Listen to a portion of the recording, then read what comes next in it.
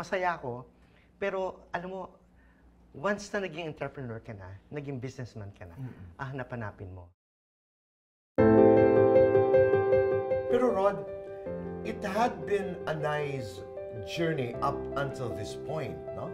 Up until this point. Wala ka pang failure during this time? Pagkatapos ng career ko sa Dutch Boy, napunta ako sa pharmaceutical industry. Naging materials manager ako ng Roche Philippines. And then after that, na-transfer ko sa isa pang pharmaceutical company. Hanggang pinagkakatiwalaan ka, yung boss mo, naging ikaw pa yung kanang kamay, yung tipong ganon. Unfortunately, nagkaroon ng merger ng company. And we were offered an early retirement.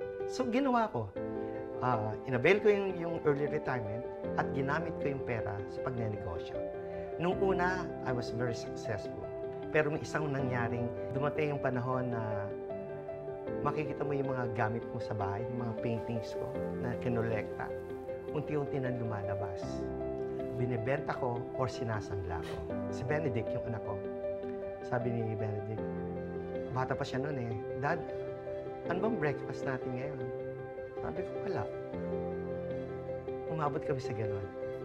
May dumating yung panahon na may bibisita sa'yo. Mga kaibigan ko, may dalang delata, bigas. Pero, hindi pa rin ako nagpatalo. Bumalik ako sa corporate life. Nagtrabaho ka? Nagtrabaho ko ulit. Naging,